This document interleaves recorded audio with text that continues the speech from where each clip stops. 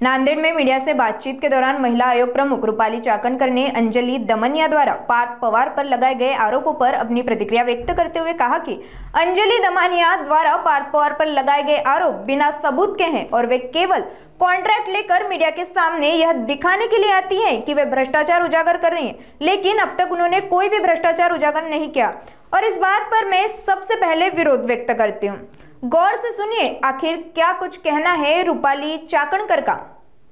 अंजली दमनिया यांनी आत्तापर्यंत जेवढी राजकीय विधानं आणि आरोप केले, एकाही राजकीय आरोपाचा आजतागायत त्यांनी पाठपुरावाही केला नाही आणि त्यांनी जेवढे आरोप आजपर्यंत केले ते एकही सिद्ध झाला नाही। दुसरी गोष्ट, प्रेस बोलवणं, IQ माहितीवरती बेछूट आरोप करायचे आणि एखाद्या व्यक्तीचं राजकीय आयुष्य उद्ध्वस्त करायचं, हे अंजली दमनिया यांचं रूटीन प्रॅक्टिसमधलं काम आहे। कोणाच्या तरी सांगण्यावरून कोणावर तरी आरोप करणं, त्याच्यामुळे मला दाट शंका आहे ती हे कॉन्ट्रॅक्टचं काम चालू आहे। यामध्ये अंजली दमनियांकडे जे काही पुरावे आहेत ते पुरावे त्यांनी घ्यावेत।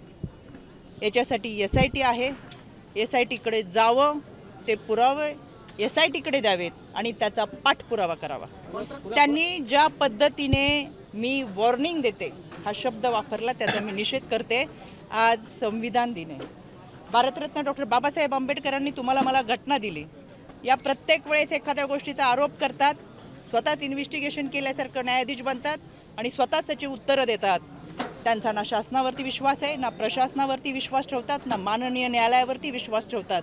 त्याच्यामुळे मला त्यांना आवर्जून सांगायचं आहे, वॉरंट या मी ज्या पद्धतीची तुम्हाला वॉर्निंग देते हे शब्द त्यांनी वापरलेले आहेत तर ते अत्यंत चुकीचे आहेत। महाराष्ट्राची जनता सुज्ञ आहे, त्यांच्या कोणत्याही वक्तव्याला गांभीर्याने घेत नाही।